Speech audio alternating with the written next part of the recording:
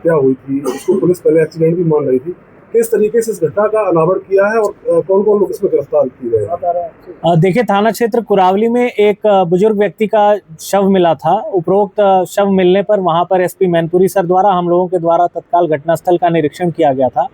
उपरोक्त निरीक्षण के क्रम में जो चीज़ें प्रकाश में आई थी, फिर उनके परिजनों द्वारा भी हमको जो तहरीर दी गई थी, तहरीर प्राप्त होते ही तत्काल हम लोगों के द्वारा अभियोग पंजीकृत किया गया था।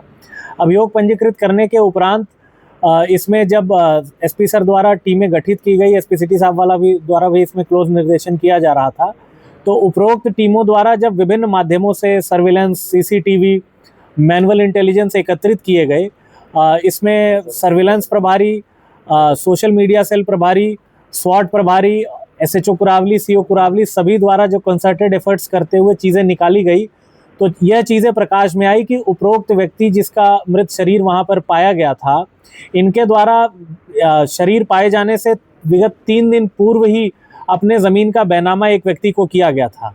तो उसकी और पड़ताल करने पर इसमें एसडीएम कुरावली द्वारा भी अपना योगदान दिया गया। यह पाया गया कि जो ज़मीन का बैनामा किया गया था वो ज़मीन बहुत ही बेशकीमती थी, पर उसके प्रतिफल में मात्र 35 लाख रुपए दिए गए थे। और गहराई से जाने पर यह पाया गया कि यह प्रतिफल 60 बाई 30 के प्लॉट का तय हुआ था, इस कारण से यह प्रतिफल इतना कम था। परंतु एक गैंग द्वारा, जो अरुण द्वारा संचालित किया जा रहा था, उसके द्वारा वहां जाकर धोखाधड़ी से 30 बाई 60 के बजाय पूरे 12.5 बीघे की जमीन का बैनामा कराया गया, परंतु प्रतिफल उतना ही दिया गया। इस बैनामे के बाद जब जो मृतक थे उन्हें ऐसा आशंका हुई कि उनके साथ धोखा हो गया है, करीब 9 करोड़ की जमीन को मात्र 35 लाख रुपए में हड़पने का प्रयास किया जा रहा है, तो उनके और उनके परिवार द्वारा बैनामे में आपत्ति की जो प्रक्रिया थी उसके बारे में विचार किया जाने लगा। तो जो ये गैंग था जिसके द्वारा बैनामा कराया गया था, चूंकि इसने उनको पूर्व से विश्वास में ले रखा था, तो उनको इनके द्वारा बैनामे के अगले दिन से ही पूरे गैंग को उनको घेर करके अपने साथ ही रखा जाता था और इनके द्वारा एक सुनियोजित प्लानिंग पूरी तैयार की गई थी कि इनको कैसे रास्ते से हटाना है। उसी क्रम में इनके द्वारा 19 तारीख को एक फाइनल योजना बनाई गई। उपरोक्त योजना के क्रम में शाम करीब 7 से 8 के बीच इनकी जो मृतक व्यक्ति थे इनकी हत्या की गई। हत्या का अंजाम देने का कार्यक्रम इन्होंने एक गाड़ी में किया, जो गाड़ी, इसमें एक आरोपी है रविंद्र, उसकी थी। और उसके बाद गाड़ी से उतारने के बाद उनको फिर से आयरन रॉड से हिट किया गया इन लोगों के द्वारा।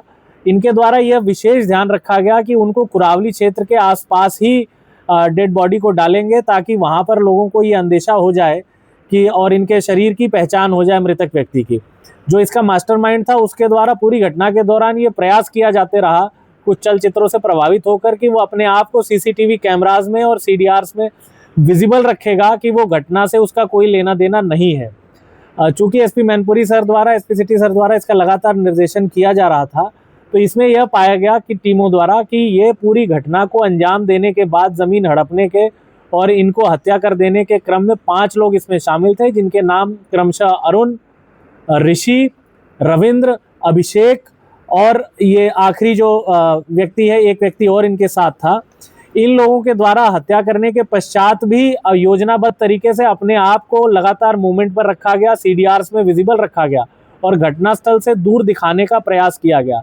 इसमें जो हमारी जॉइंट टीम्स जिनका मैंने बताया, सर्विलांस, सोशल मीडिया सेल, स्वाट द्वारा लगातार एफर्ट्स करते हुए जो गाड़ी हत्या में यूज़ हुई थी उसको रिकवर किया गया है, जो आला कत्ल यूज़ हुआ था उसको रिकवर किया गया है।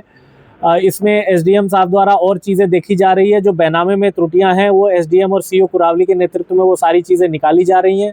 3 अभियुक्तों की हम लोगों के द्वारा इसमें अरेस्टिंग कर ली गई है। इन पे जो अग्रिम विधिक कार्यवाही है वो हम लोगों के द्वारा की जा रही है। बाकी दोनों अभियुक्त, जिसमें एक ड्रेडेड क्रिमिनल है जिसे स्पेशली इस घटना को अंजाम देने के लिए हायर किया गया था, उसकी तलाश भी हम लोगों के द्वारा की जा रही है। इसमें जितनी भी परतें हैं, जो भी मोटिव्स हैं, सबको निकालते हुए और भी कोई चीज़ें जो संज्ञान में आती है सबको सम्मिलित करते हुए हम सब इसको आगे ले जाएंगे, विधिक कार्यवाही करेंगे, निर्दात्मक कार्यवाही जो आवश्यकता अनुसार प्रतीत होगी उसको भी हम लोग करेंगे। Thank you.